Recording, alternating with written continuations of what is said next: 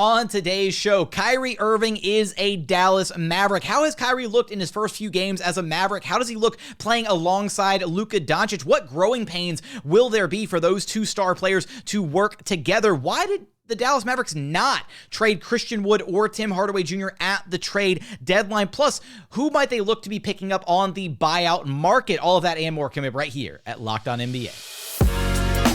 You are Locked On NBA, your daily NBA podcast. Part of the Locked On Podcast Network, your team every day.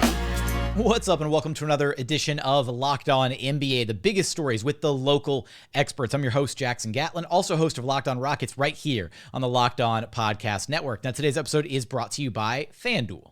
The midway point of the NBA season is here, and now is the perfect time to download FanDuel, America's #1 sportsbook, because new customers get a no-sweat first bet up to $1,000. That's bonus bets back if your first bet doesn't win. Just download the FanDuel Sportsbook app. It's safe, secure, and super easy to use. Then you can bet on everything from the money line to different point scorers, three-pointers drained, who's going to win MVP, sixth man of the year, and even title odds. Right now, the title odds available on FanDuel. You got the Boston Celtics leading the way at plus 270, the Bucks at plus 410, the Phoenix Suns plus 500 after their acquisition of Kevin Durant, and rounding up the top five favorites, you have the Denver Nuggets at plus 750 and the LA Clippers at plus 1200.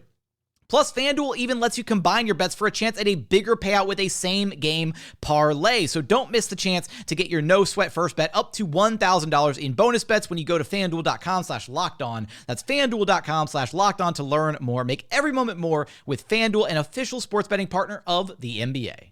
Joining us now is Nick Angstadt, host of Locked On Mavericks, who you can find wherever you listen to your podcasts, and on YouTube, just search Locked On Mavericks. And Nick, it's been a busy week for the Dallas Mavericks. They added Kyrie Irving. He played a couple games without Luka, then Luka made his return to the lineup. Let's start there. I mean, how did Kyrie and Luka look in their first outing together on the court for the Mavericks? It was good, Jackson. No, they looked really good. They looked really good. I was going to say, that's it. That's all it is. They look good together. As long as Kyrie's going to be on the court, it's going to be good. As long as he gets to the court, plays on the court, plays on the team, it's going to be good. Like, they're going to fit really well together. They had like 131 offensive rating in their limited time together in just this one game. But you saw the things that they can do off of each other. You saw like that Luka can come over and set a screen. You saw like Kyrie can play off of Luka, post ups. You saw just the different kinds of like machinations of this duo that they can work well together. And Kyrie's played off the ball off of some of the best players in NBA history, in LeBron James and Kevin Durant, in Jason Tatum, some of these guys that Kyrie's played off of. So he's used to it. There's also this interesting kind of like whole relationship between Kyrie and the actual Mavericks, where he's really he's kind of inspired them. They've played a lot, like the role players have played a lot better lately. They've stepped up in Dorian Finney-Smith and Dinwiddie's absence. And Kyrie is the same age that LeBron James was in 2016. And Luka is the same age that Kyrie was in 2016 when the Cavs won the championship. So think about that relationship that we think about between LeBron and Kyrie then. It's sort of the same with Kyrie and Luka now with the Mavericks. You talk about Kyrie kind of inspiring the Mavericks. Are you kind of talking about like the couple wins that they had with Kyrie without Luka before Luka's return to the lineup? Like, what stood out specifically in some of those games? The first thing that stands out is Josh Green. He's really taken a step up. We knew that he was better this season. He had taken a step up. We knew he was a definite part of the rotation. There were many people, including myself, that were saying, hey, he's got to start. He's got to play more minutes. The way that he can move the ball, defend, he's hitting his shot confidently. He's taking shots confidently now. It's just different than it's been in the past. He's really taken the next step up in his development. And I think Kyrie's even pushed that further, because Kyrie has been a catalyst of ball movement for this Mavericks team. They've had the #1 isolation offense in the NBA this year. They've been efficient at it because Luka was really good. Dinwiddie did some good things, but they were only just give the ball to one player, they do a thing, and then everybody else does something else around the outside but doesn't touch the ball. Kyrie has been, I don't need the ball to start. I don't need the ball to finish. I just want to make the right basketball play, do the right things, move around. And Josh Green's been a really big part of that. And just seeing like JaVale McGee, like just seeing JaVale McGee just be rejuvenated and feel like maybe he needed 3 months to warm up, but maybe just this Kyrie thing and having some extra room in the rotation has really inspired him. Seeing the Mavericks centers and stuff play as badly as they have so far this season, because he's been actually playable, which has been different than the last 3 months because he has been unplayable. And when you look at how the Mavericks are kind of adjusting to Kyrie, Luka is arguably going to be the guy who maybe has to adjust the most. Obviously, Kyrie plays off him, but even at the end of that game against the Kings, right, you saw something that was super uncommon, right? Luka taking the ball out at the end of the game and inbounding it to Kyrie, right? Opportunities like that where he's able to kind of do something that is not, kind of against the grain or a little bit different than normal because he has another star on the court with him. Yeah, we've seen this from Luka in the past. Not much in the NBA because when he first came in, there just hasn't been anybody definitely of this caliber, right? When the trade first went down, I said, Kyrie's the best scorer, passer, playmaker, shooter, like dribbler, like the best ball handler that Luka's ever played with, right? Like all 5 of those things. Like he's all 5 tools. And so when Luka now plays with him, it's different than, oh, he's got to share the ball with, a younger Jalen Brunson that's on the come up, or Spencer Dinwiddie that is kind of what he is in the NBA at this point, or Dennis Smith Jr. early in his career, or Harrison Barnes earlier in his career, or like Kristaps Porzingis that was just a different type of player. Like this is just so different. But we've seen Luka in the past with Goran Dragic, with Sergio Llull, with like other guys that he's played with in, international play with Real Madrid. We've seen Luka play off the ball before. He's going to do it, and it's going to work.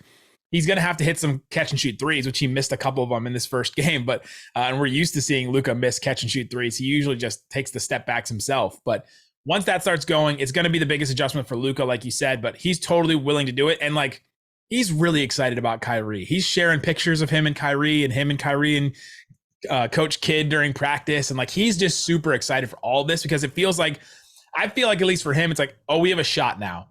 I think for a while this season, he was mostly frustrated because we don't have a shot. We can't deal with Denver. We couldn't play with Milwaukee. We were underdogs to the Boston Celtics big time. They just run us out of the gym every once in a while this season. Now I feel like he thinks they actually have a shot because Luka doesn't need much.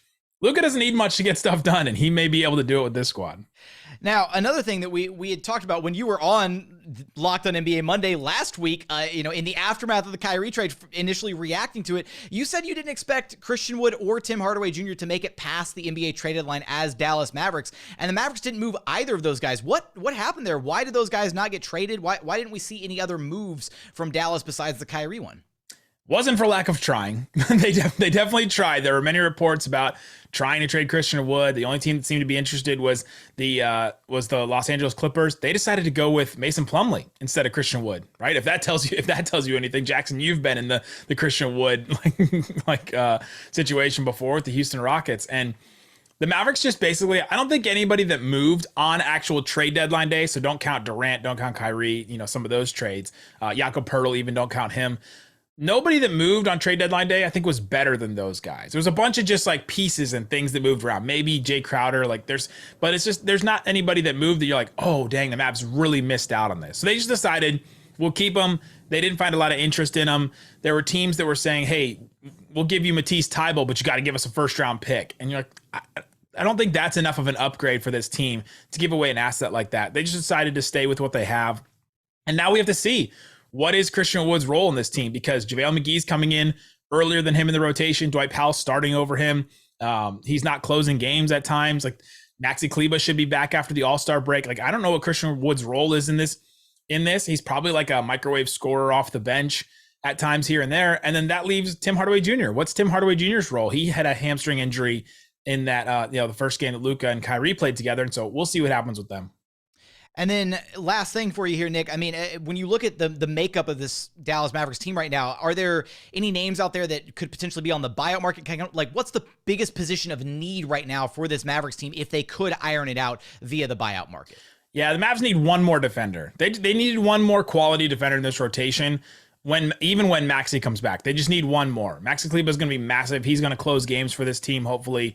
Danny Green would have been great. Looks like he's going to the Cavs, though. Patrick Beverley is one I'm looking into as for the Mavericks, but the Mavericks were reportedly connected to Terrence Ross, who ended up going to Phoenix, Danny Green, who ended up going to Cleveland. Will Barton is another name the Mavericks have actually been connected to, according to Mark Stein. And so that's probably the guy they go with. I don't think that fixes a lot of their needs. It gives them one more shooter, gives them one more guy that's had actual playoff experience. He led the Nuggets in minutes last year in the playoffs in that first round series. So that's probably the guy that they go with at the end of the day. But Patrick Beverley is somebody I'm looking at. Nerlens Noel, if he's available with the Pistons give him a buyout, that's interesting to me. And so I think that's where they go. How good can Luka and Kyrie be playing with one another, this new star duo in Dallas? What moves will the Mavs make via the buyout market, if any, moving forward? Of course, you'll have us covered for all of that and more over at Locked On Mavericks. Nick, I appreciate you stopping by Locked On NBA with me.